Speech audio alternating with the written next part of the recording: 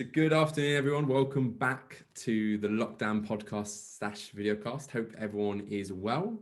For this episode, I'm really fortunate to be joined by Ian Dunn, who's the provost of Coventry University, someone that I got to know very well during my time at university. So Ian, really great to have you. How are you doing? I'm really well, thanks, Alex. It's lovely to see you. Likewise. Really good to have you. And I know that there'll be a lot of people that'll be really interested in this conversation. So appreciate your time, Ian.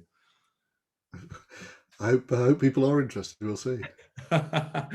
No, there will be. So Ian, if you don't mind, let's kind of take yourself way back to your days at university, if you don't mind. But when you were a student, I think it's always important to kind of start back then. So you did a combined engineering degree. Talk to me about that degree and the thinking then. Was there always a mindset that you wanted to be an engineer, or how did that come about?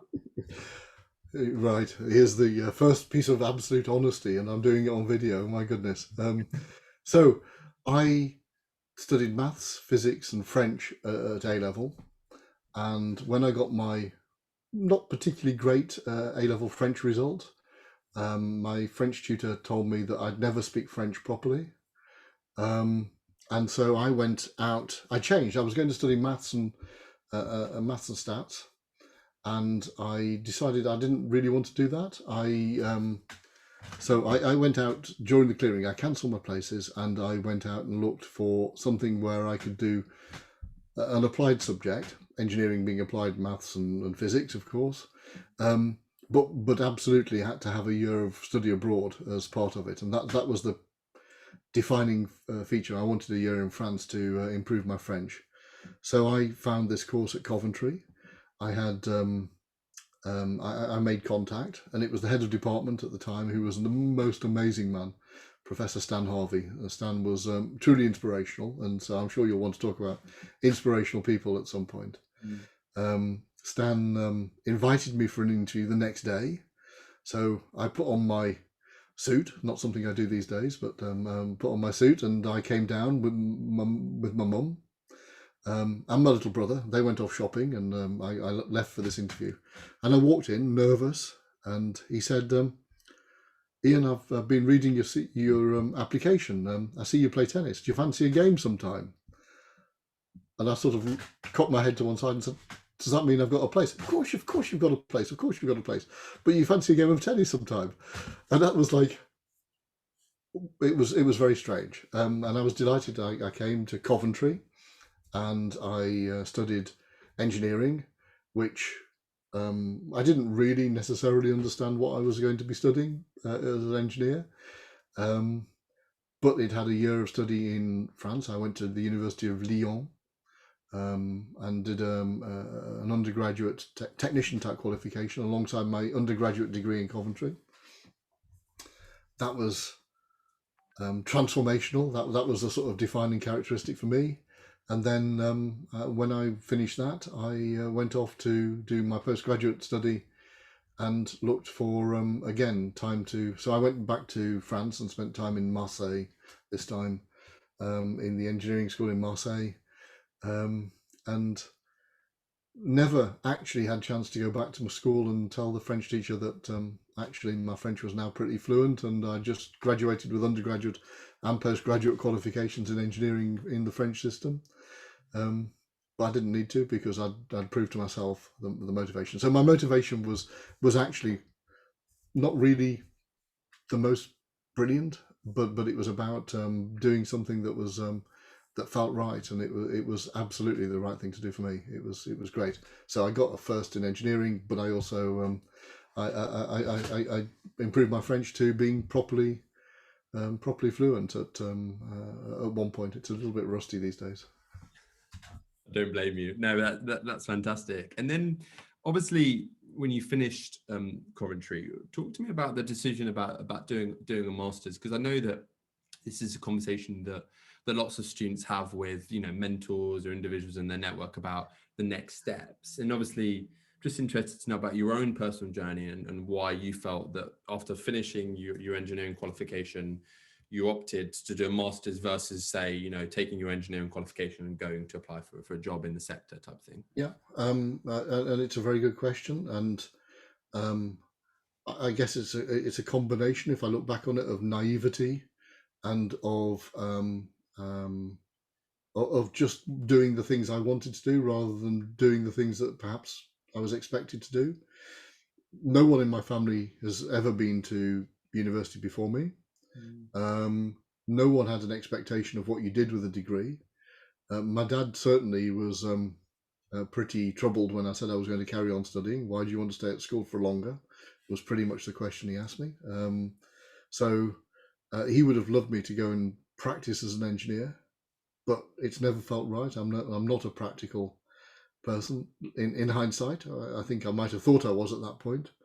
So I just did the things that were the right thing for me. What certainly wasn't something I was looking to do was to go into the big world of work. That was a bit scary, and I quite fancied the idea of continuing to do something that I wanted to do, and this was something I wanted to do. So I got lucky. I also was very lucky, of course. I was at a time when the tuition fees were funded, not taking out loans, so I wasn't building up a particular debt. I was also very lucky, and this is pinning my colours to the mast, that I was at the very, very beginning of the Erasmus scheme. It's a great sadness to me that we've just left the Erasmus scheme. So I was funded through European grants as well as UK grants to study. So I left university without any debt. I didn't have an extravagant lifestyle, but I had a comfortable time to allow me to study. And so I've only ever really made 2 job applications. Seriously, I've progressed in my career in Coventry, and some of those have involved applications, but it's not quite the same. When I was an undergraduate, I applied to present a new gardening program on a new Scottish TV channel called Tartan TV. They sent me a very polite refusal letter on the basis I had no experience in gardening or TV, and then I applied for a job at Coventry, and that was again supported by this great guy Stan, who I mentioned, who offered me a place. He'd seen what I'd done at both undergraduate and then postgraduate, and said, "Look, I'd love you to come and work with us, and I'd love you to apply for this job." So it was pretty. It was, it's just one of those things that happens, and sometimes things happen. So obviously you touched upon it there, and let's jump into, I suppose, the start of your Coventry career. So obviously Stan evidently was a big part of that move, but talk to me about that whole process, and naturally the kind of transition from being a student to being a lecturer, and no doubt that completely different experience, of course. Well, it ought to have been. I'm not sure how. I was 24 when I started teaching in the university. It was. I just got on with things. I don't know, Alex. It's too difficult a question for me. I did study engineering, and it's not, I got in there. I like people. I enjoyed working with my first group of students. Some of them are still in contact with me, 30 years nearly later. They fantastic people. They were all going to study a business/technology degree with French, so I was able to support them through some of that.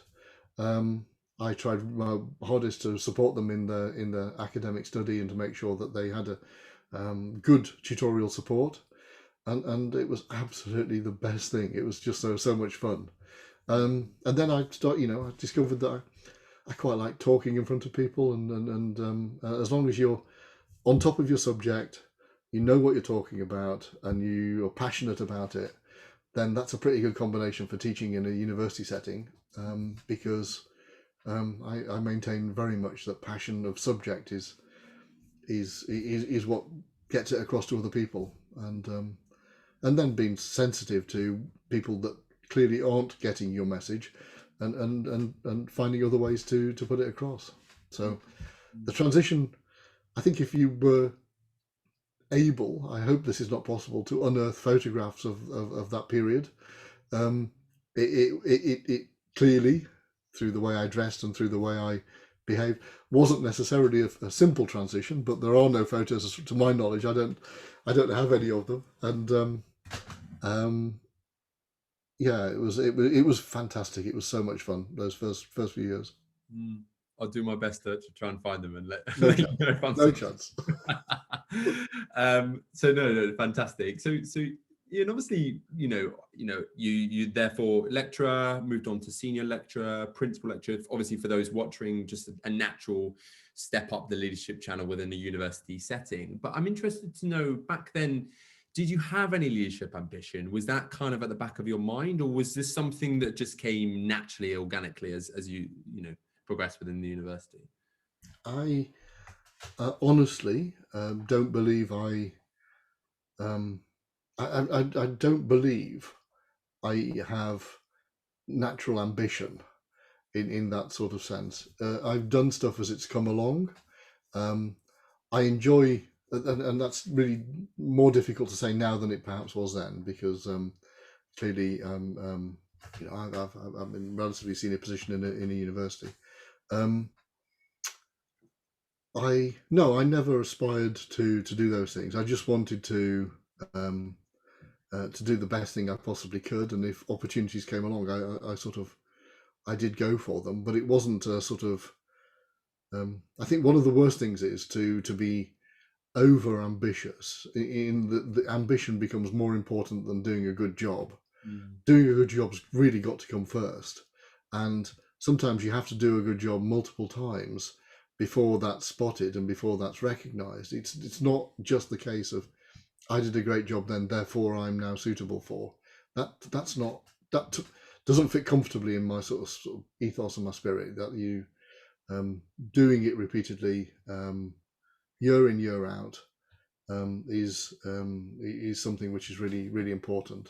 So I worry if I see ambition that's not underpinned by experience and by delivery. Now, people can deliver quickly and deliver well, so I'm not saying that people don't progress quickly, but in a university setting, that's more difficult to do. Things go on an annual cycle or even longer cycle, and you really need to be able to see things through and to do them and actually be sometimes a little bit patient. And that does mean, however, the painful things that you see around you, that where people that you may respect less progress. But I always try to remind myself that there are always reasons for those things. Most often, it's a reason that I'm not aware of, and therefore don't get stressed by something you can't influence. So no, I don't ever think I aspired to a position of leadership. That wasn't at all. I just wanted to do a really great job. And then these things came along, and people asked me to do these things, or I applied to do them because I'd been sort of nominated or pushed towards them, and that made me feel more comfortable as I stepped into them. Because as you step into those leadership roles, it's quite often, particularly if you stay in the same institution, you're stepping into a role where you're now no longer just sitting alongside someone. You maybe have a responsibility to manage them. And particularly that's difficult when they are considerably older or more experienced. And so you've got to feel comfortable in who you are and where you are in order to do it, I think. So I suppose your key message there is really focus on the job in hand and doing that well over, that kind of career plan. Yeah, take. I'm not critical of people having plans. That's absolutely fine. But you have to be aware that whenever you write a plan, irrespective of what you're doing, that there are external factors that you will not have taken into account, and that's the same in your career, irrespective of your brilliant input. That there will be people around you doing perhaps even more brilliant things, or more dynamic things, or more things that are attuned to what's going on in the outside world.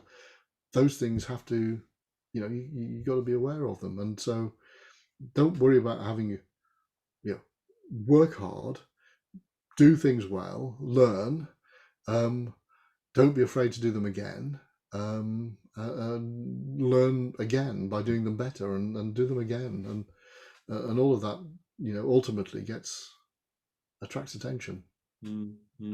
No, really, really interesting. So in terms of obviously, within the kind of engineering and computing faculty, you spent a bulk of time there naturally, but and obviously, when you moved into the associate dean role, acting dean role, when was it that you felt I suppose the toughest is not the right word, but when was the first sort of leadership role where you really felt, right, this is going to be a big step up here. I'm going to have to really knuckle down and focus, per se. When I stepped into the acting dean role, that was Mm. pretty scary. That was a short-term secondment to. We were doing some big structural change in the institution at the time, and that was a really big opportunity. That was really lovely. I still remember I went on a company visit when on the morning that the news was announced to the faculty. I'd learned the night before, and it was announced to the faculty. I got the most enormous number of emails from colleagues and friends in the faculty, just to say congratulations, looking forward to working with you, all of those sorts of things, and they felt very genuine, and I was very proud of the relationships that I think I'd developed in the faculty, and I enjoyed very much that those months. We had to do some. We were in the middle of some serious stuff, designing a new building for the faculty, and changing teaching and learning, and all sorts of things that built the Coventry reputation over the next period. But yeah, it was that was a big step. That was a big step. Then I moved into the next role, and that was very odd, because there are roles in universities where you have direct sort of responsibility for function or service or activity, and then there are other roles where maybe senior to those roles but don't have any direct sort of control. Much more are about influence and negotiation, and universities are built around that. So the Vice Chancellor, of course, and the deans are responsible for units or the whole thing. And then there's a whole batch of people who sort of, I describe it as like a ladder with a half level. And you sit on this half level with this sort of influencing role and this sort of guiding role. And it's more than that, but learning to effect change and to manage people and to oversee things by influence and by doing the right thing is a really important piece of learning in that. So not by instruction, or instruction really doesn't work well in a university setting. It's just not. It's not the way universities are built. Got to be decisive, got to be dynamic, got to be delivering, but dictatorial isn't good. Yeah, I can completely understand why. So just for context for viewers watching, Ian's talking about the promotion to Pro Vice Chancellor, I imagine. Yeah. So just talk to me though, it's really interesting, the student empowerment brief. So, obviously I can kind of understand vaguely what that would look after, but just explain to viewers what the Pro Vice Chancellor for Student Empowerment would look after. Well, it was a title that the then Vice Chancellor promoted on the basis of making a point, really, working very closely with the Students' Union, being part of the university executive, but to really bring to the fore the student voice. So we did a lot of things around module evaluation that were not post fact but during the experience, so that we could change things. Lots of trying to do, you said, we did lots of work on employment and employability to make sure that Coventry graduates got great jobs. So it was about empowering students in that sense, but without oversight of the teaching and learning, and not being encumbered by trying to change the teaching and learning agenda at the same time, although the two things are incredibly close, and I worked very hard with with my counterpart at the time to put those things in place. And in doing that, we changed the student satisfaction sort of with the university, and it was about trying to directly bring student voice into those conversations. That's now widespread across the sector. Time to move on to the next things, and but that's what student empowerment was about at the time. Yeah, no, really, really interesting. So, obviously there will be people watching that naturally have their own ambitions, and obviously we talked at the start around the focusing on the role and making sure that you do that to a good ability. So naturally the jump then from pro vice chancellor to deputy vice chancellor, obviously externally people will be watching thinking wow, like I could only dream of rising up the ranks and working hard to be in the senior team within the university, but not just being in the senior team, but really making an impact. So on day one of deputy vice chancellor student experience brief being kind of, I suppose, handed to you / earning it, I'm sure Ian, how, again, talking about transitions, how difficult was that transition for you? That wasn't a transition at all, really. It was just a title change. Right. Okay. And it was a title change that I now understand. I didn't understand necessarily at the time. Was a statement by the then Vice Chancellor about the word deputy being really important, that when she wasn't available, that she'd be confident in you stepping into her shoes for that day, week, whatever it might be, as her deputy, or as one of her deputies. So it was a confidence question rather than a step up, really. And that I honestly never talked to her about that at the time. That was never clear to me. But it subsequently someone said to me, someone very close has said, has explained that's the way it was, and that's what she was doing. It was about trust and confidence. So that's a really interesting point, and no doubt let's jump into that. So naturally, obviously, universities are extremely complicated, organization and business to run, and although the vice chancellor of universities might get the limelight and or particularly sometimes the praise, naturally being the kind of face and head of the university, how important is deputies, pro vice chancellors, deans, etc., to ensuring that a university can function and run? Well, universities are people businesses. So Coventry is about 7,500 headcount people. Wow. Having some organisational structure to provide the support and line management and leadership across all of that is therefore clearly very important. Coventry sometimes criticised a little bit for having quite a lot of us in those sorts of roles, but we're a big organisation. There's 40,000 students across now 6 campuses at least. So in Coventry and 2 campuses, as you know, in Scarborough, in London, on 2 campuses, although 3 sorts of sites, a site in Poland, our relationship in Egypt and Morocco and other places. This is a really complicated business, and you need to look at it in many ways, and therefore having people who focus. Set aside all the titles, set aside all the hierarchical stuff, because hierarchy doesn't always, as I've said, I think, doesn't work quite like that. It works by influence and by people being on top of what you're talking about, really.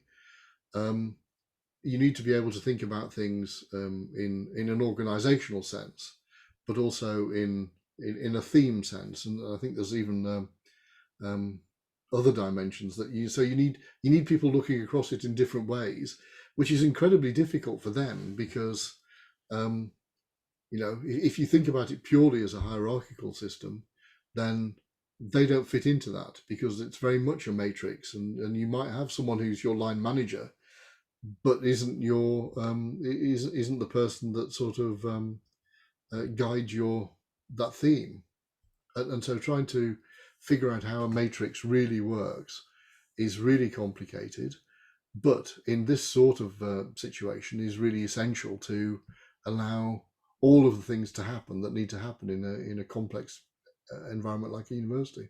No, fascinating. I would argue other people disagree, and other universities certainly operate on a very on a very different basis. There's a very good friend and a great author on university structures, Professor Ian McNay, and Ian creates interesting models which look at the way in which you have the history of a university in a collegial model, where you have equals who sort of share their thinking, and then the managerial model. I'd argue that Coventry is now into what I'd describe as an entrepreneurial sort of ecosystem, where all sorts of great ideas come from all sorts of parts of the organisation, and it's not constrained by the structure. That's that could be contested by lots of people. I'm sure Ian might, if he were listening, might contest that I'm misusing his thinking. But I honestly think that we're moving into that quadrant of this model anyway, of this entrepreneurial sort of system, where there's not necessarily super tight control from the management, but there's lots of action being taken by all sorts of people in lots of places throughout the organisation. Really, really interesting stuff. Really interesting stuff. So naturally, Ian, you've spent your career at Coventry, in various senior roles, and obviously now provost of the university. Just want to touch on the element of kind of work-life balance, stress, being a senior leader in a top university. How have you found that? Because naturally there will be people watching that are kind of keen to understand how you yourself have navigated through the steps into senior leadership positions, but ensured that you balance stress and work-life balance accordingly. So how have you found that? Gosh, that's a really interesting question, Alex. It's of course we all get stressed at times. I think we have to be honest that stress is right now. January was a really difficult month for me. It was grey, it was wet, on top of the lockdown, on top of trying to keep a university sort of ticking over and working, more than ticking over. So yeah, I had a few days where I felt pretty sort of down. I wasn't necessarily stressed, but I was pretty down.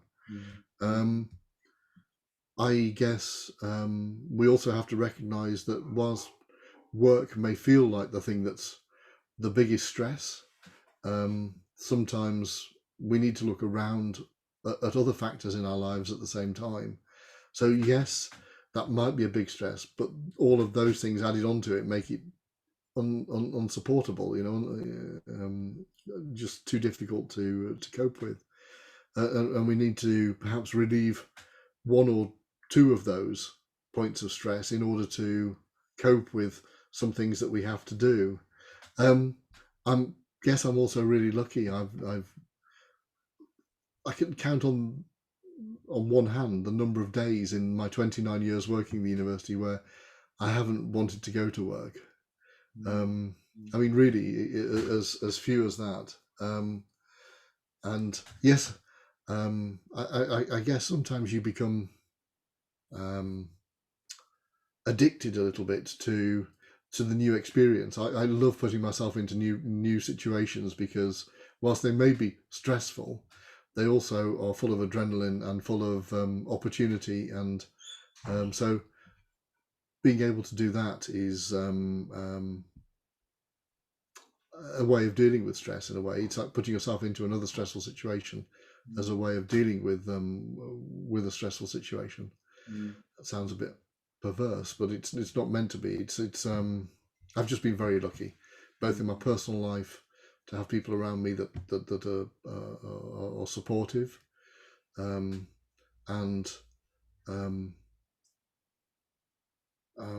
I also sometimes think just too naive to realise I might be stressed, and that in itself is a counter to it. But then there's lots of things that we can do, aren't there? Making sure that you do. I don't get stressed about having work-life balance. I'm criticised lots at home for not being around as much as perhaps would be liked. But making sure that I do take walks and get out and just clear the head. And I'm not really a deep believer in all the mindfulness stuff. I'm sure it works for lots of people. But for me, a good long walk, I sort of categorize it. If I do a 2 hour walk, the first 30 minutes, all my thoughts are jumbled and scrambled, and I'm jumping from one topic to another as I walk. The next 30 minutes, things tend to start to line up and I can think things through. And then the next hour is sort of pretty mindless in some sort of way, except what I've done is resolve quite a lot of thinking, and then I can get back and I can get onto a keyboard and I can send some answers and move those things on. And I also think very much that and this may be counter to all of the advice that other people give, but I clear my inbox every day. I don't go to sleep with messages waiting to be answered. And I do that because I want to be able to think that I've worked things through. I've moved it off that list, and no matter how difficult, and the answer might be horrible the next morning, but for now it's clear. But I really want to touch upon that email mentality of wanting to ensure that you clear things in that day and ensure that you wake up the next morning with a kind of fresh perspective and fresh workload and everything is cleared the day before. How easy in practice has that been for you, naturally being, in a senior role within a leading university? I imagine that there are some days that the inbox can be pretty full, right? So how easy has that been for you? At the peak of one thing I'm absolutely certain of is the number of channels, particularly you and people of your age cope with. I think that's part of a problem. I don't know how you switch between so many different formats and so many different channels to be able to manage that. So I go back to the beginning of the pandemic.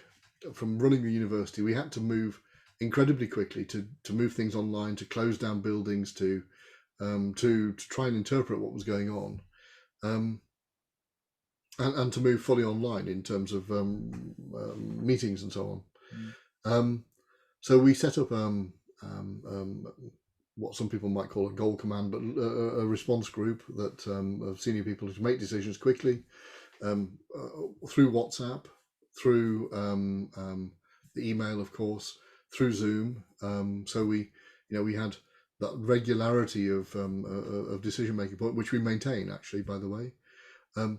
Dealing with on certain days up to 1,000 emails, new emails a day, and a lot of chatter on WhatsApp and text messaging or other forms, and then the social media channels. That was pretty tough. Those days were a bit much. 1,000 emails is a very big number in a single day. It's much more back to a sort of steady, but it goes, I don't know, between 300 and 500 a day, some of which I don't need to read in huge detail. Sure. But in some ways, some people need answers to get on. So I just made it my business of spending the time it required. Meant I was pretty tired at the end of doing that, but I felt relieved. For some people that wouldn't work. I know that, but for me it was the way I dealt with things. And out of interest, so naturally at that kind of peak of 1,000 emails a day, for example, how easy was it, I suppose, to kind of delegate a portion? And obviously you don't need to give us exact numbers, but just anecdotally, would you feel comfortable delegating 20% of that workload to people below you, or how would you really attack that? I don't. I have a great PA who supports me and will pick up the organisation of my diary and all of those sorts of things. However, this was a time when we were all going into lockdown and everyone was dealing with complications in life, children homeschooling. I don't have that situation, so I'm in a way deal with all those complications. I don't like delegation in that sense, just passing stuff off. That doesn't feel right. Involving people who need to be involved, I think, is a different. It may be splitting hairs, but making sure that I respond with my views and copy in and say, this is my view, but these people need to be consulted before you move on that. That sort of stuff, really important. For me, when it was at that peak, and it was only for a few weeks at that sort of peak level, it dropped off to fewer than that. But it was the other formats coming in at the same time. So you were trying to potentially at certain times deal with a situation that was being conversed about on multiple channels and trying to keep them all together so that you didn't end up with conflict or misunderstanding. Inevitably there are some, but that's I think really difficult. And so yeah, I don't like the idea of just delegating, just passing things on to people. That doesn't feel right. You've got someone's taken the trouble to write to me, and they deserve, even if it's a very short response saying thank you, I hope you're well, stay safe, and I'll get someone to look at this and answer. They deserve an answer. And really interesting insight there, Ian. Thanks for sharing that. So moving slightly away from your own personal career and more to kind of the educational, the higher educational space. Obviously, naturally being a senior leader at a top university for so many years, I'm interested to know how things like university rankings, TEF, for example, and other external things that come into play, how much does that really play on your mind naturally? Because obviously every year, you know, Coventry and other universities go through the same thing of trying to attract students to come to their university versus going to another university. So how, obviously from your perspective, it might differ from other people, but I'm interested about your perspective. How much does that play in your mind about, you know, the day before the rank table coming out from, you know, the Guardian or the Complete University Guide? You know, do you have sleepless nights? I'm just interested to know your perception. Certainly not sleepless nights. No, you can't have sleepless nights about things you can't impact. But the way you impact league tables is by doing a number of things really well. One is quality of education. Second is, in a university, is research, and Coventry's on a journey to be much more research intensive than it's ever been before. Very deliberate developments in that space. Knowledge transfer, and then the international space for Coventry's. It's not all universities are in that, but Coventry's a very international university. We believe very much in the power of education across borders and diversity in education. So there's no point worrying about the league tables if you're not willing to put some effort into all of those four things. If you put some effort into those four things, with all the conflicts that go with it, then the league tables will reflect it.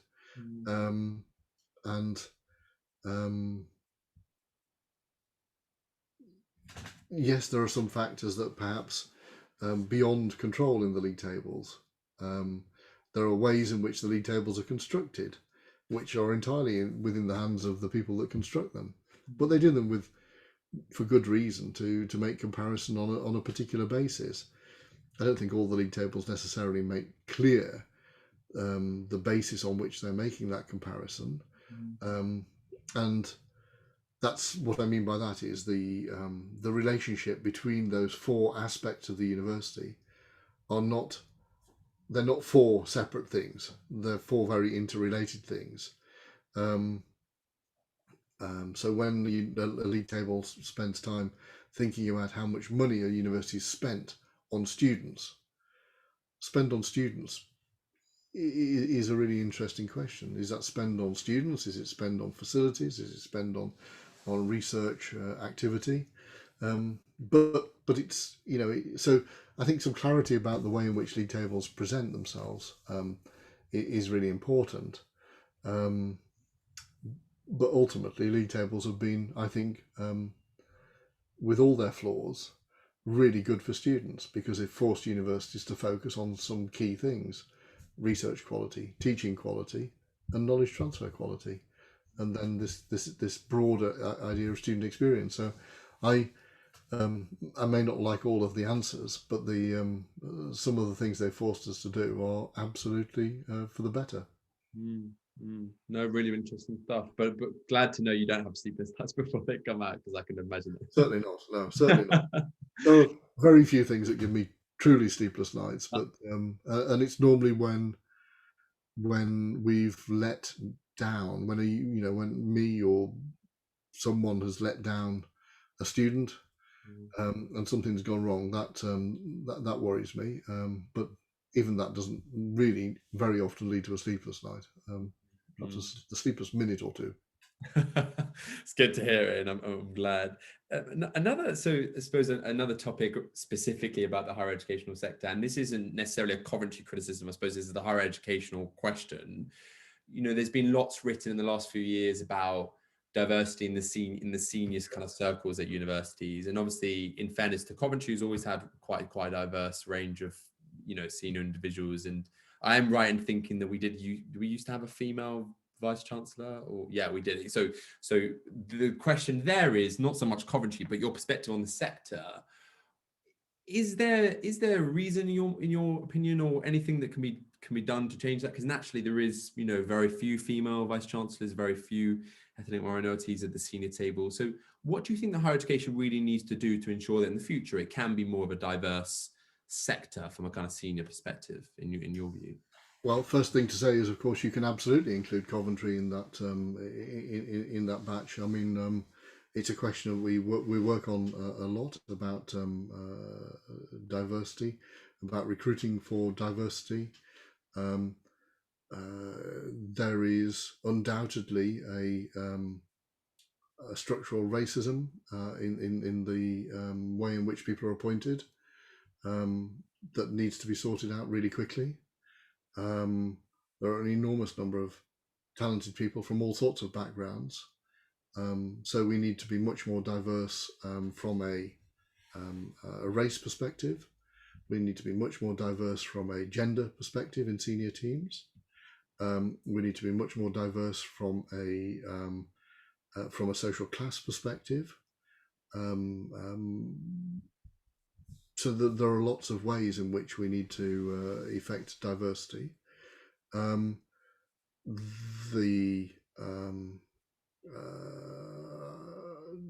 are lots of reasons within university structures, but I think the structural racism, classism, sexism are the things that we just have to be completely honest about right now.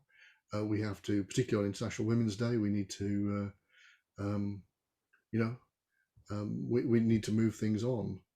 That is a complicated, painful discussion, but one that is starting to happen, and needs to happen pretty quickly. Really interesting.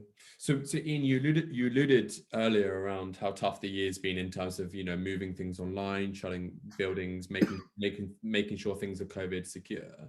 Obviously, in fairness, as some people watching, some people won't watching will know Coventry's been trying to focus on digital learning for some time, and to its credit. But what is the future now for higher education? Do you see the online learning model continuing? Do you see having to adapt and have a flexible model where some students will be in campus versus online? What's the future for higher education and Coventry specifically in your view? Right now, I fear that there's loads of learning that's gone on, and that we're going to come out of lockdown. I'm not asking for us to stay in lockdown for longer, by the way. That we're going to come out of lockdown. Yeah. And we're going to lose some of that learning because we're going to revert back to ways in which we did things before, without embedding the learning into what we need to do. That would be tragic. That would be really tragic, because there are some great things that have come out of this. I mean, even on a trivial level, do we ever need to go back into the lecture theatre for 300 people, for someone to turn up to talk for an hour at 300 people, 150 of whom may have turned up that week, by the way, not the 300 who perhaps were expected. Even way before this, I could wander into a lecture hall and see 20 or 30 students with FaceTime open, because they'd be broadcasting the lecture back to their friends in halls of residence who may not yet have actually surfaced, but are joining remotely. So remote learning has been happening even in the physical for some time. The opportunity for us to design really nicely designed online content that support the replacement just of that trivial thing of the lecture. Not that lectures are bad, by the way. Lectures are great if they're really TEDx type talks are fantastic things, but most lectures aren't like that because people don't have the time and resource to build them that way. Sure.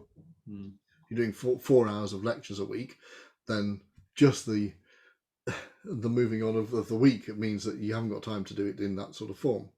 So let's build something. Let's build. I hate the term, but the gamification, the sort of the ability to work through it, so that I can test whether I know something as I'm going through a piece of learning. I can refer to a whole batch of readings. It's not only about knowing whether I know something, but am I confident about my knowledge? And can I build some resilience through that? And then the time I spend with my tutors on campus is all about learning. It's about contextualization. It's about problem solving. It's about all of the things that industry say that they really want from graduates. Then we could be building that in a much more profound sort of way. Technology to support peer mentoring. Working at the moment with a startup called Vigo, who allow us to build peer mentor networks. That's people who've got similar experiences in the past, supporting people who are doing it now, whether that's in a role model sense or in an academic sense. I'm delighted to say Coventry's got 1,500 students signed up to support each other students in that peer mentoring sort of role. Fantastic. Learning doesn't take place only between academics and students. Of course, it takes place between student groups. The learning environment that we've put in place in Coventry, which is called Aula.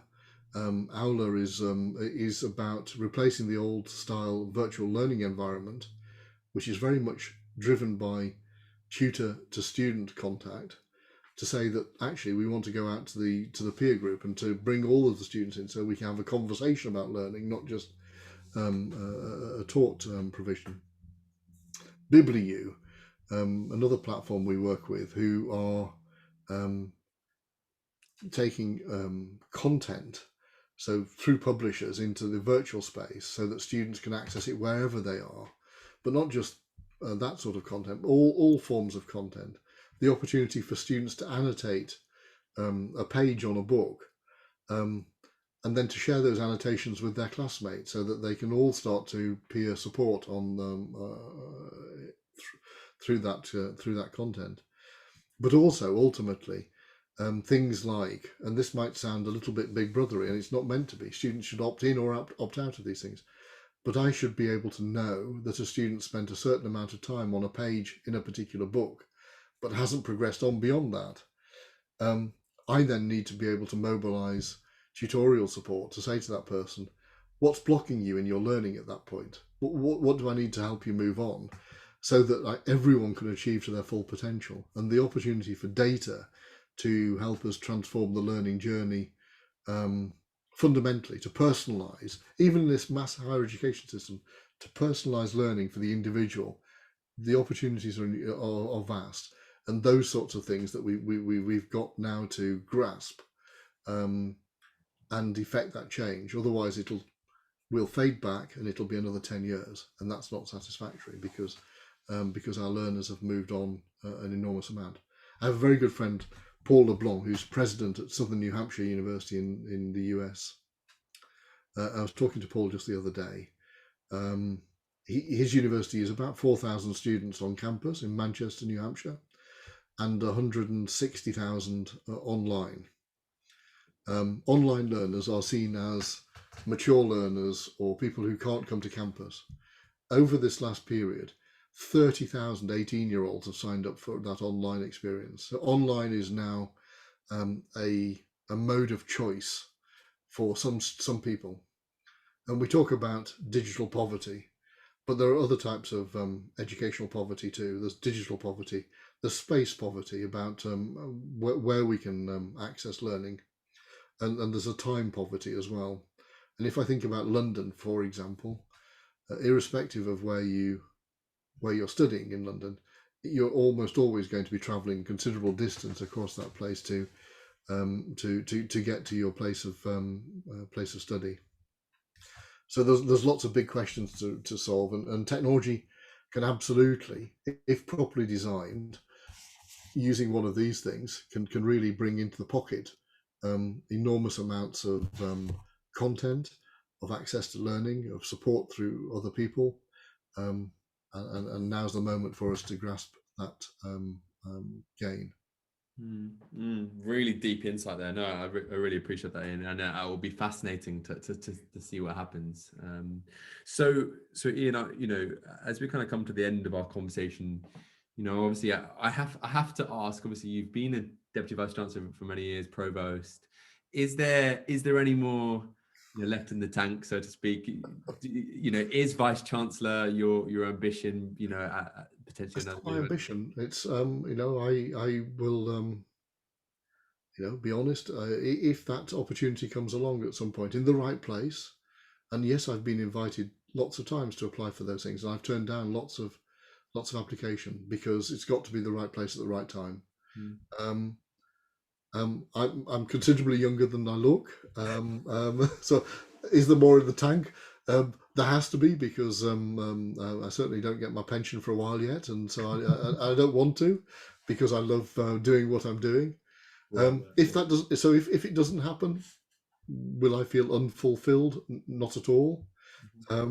If it happens, then I look forward to that challenge, and I'll greet it when it arrives. But it's not something that's keeping me awake, sort of, to aspire to now. Okay. I had to ask partially because I do want to see you in a Vice Chancellor role, but you know, obviously that's your decision. But no, very sweet. Thank you. But there are a lot of people that would like to see it happen. Ian Dunn, really great conversation. I really appreciate your time. The final thing that I do with all of my guests, a little bit like Desert Island Discs, is I do ask, if you were dropped on a desert island, what were the 3 things that you would bring? And they can be physical humans, or they can be items or you know, pieces of technology. So what would be your answer? It's going to get me into so much trouble, isn't it?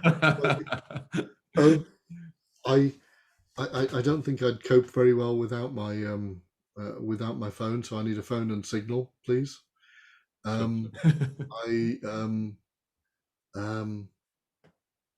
My partner's going to kill me for this, but I don't think I could be without my dogs.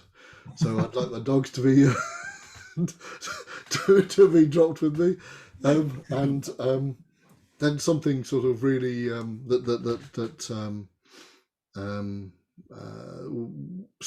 piece of reading, something to read, physical, a book, and it's not the longest thing, but just something by Wittgenstein, something that's going to philosophically challenge my thinking.